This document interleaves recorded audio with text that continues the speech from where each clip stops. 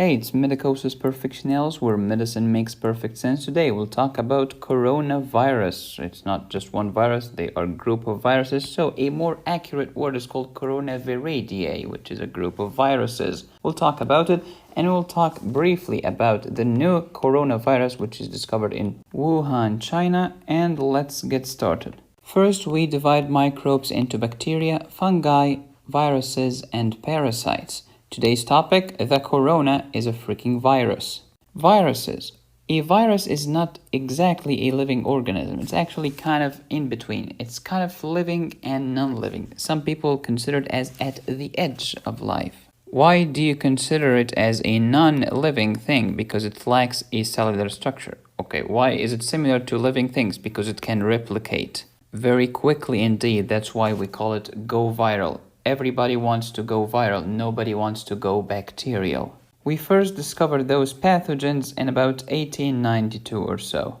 That's less than 150 years ago, which historically speaking is nothing. It doesn't even show up. Viruses infect your cells, and then they use your own cells as a, quote, DNA making machine. DNA or RNA, of course. So they infect your cell.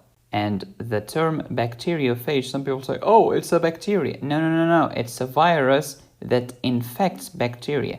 Phage means it's gonna engulf, it's gonna eat, it's gonna infect a bacteria. You know, there is a famous drug called glucophage. Glucophage is metformin. Why do we call it phage? Because it's kind of eating the glucose. It's decreasing the level of glucose in the blood. It makes your cell eat glucose. Defending your body against viruses is the responsibility of your glorious lymphocytes. We divide viruses into DNA viruses and RNA viruses. Coronavirus or viruses are RNA viruses. If you want a lame mnemonic, corona has an R and RNA has an R. DNA viruses and RNA viruses. It's a topic that drives... Some Malaysians having trouble paying off debt due to COVID-19 have some breathing space. A targeted freeze is to be extended. Oleh itu, saya telah berbincang dengan Menteri Keuangan dan Governor Bank Negara untuk mencari jalan penyelesaian kepada masalah yang dihadapi oleh sebahagian daripada saudara-saudari yang masih memerlukan bantuan selepas tempoh moratorium berakhir.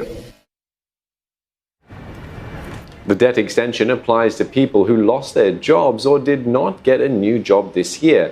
Even when the moratorium ends in December, banks can still extend it on a case-by-case basis.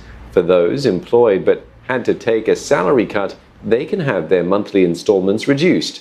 In April, Malaysia became the first country to introduce a 6-month debt freeze. The moratorium had been due to end in September.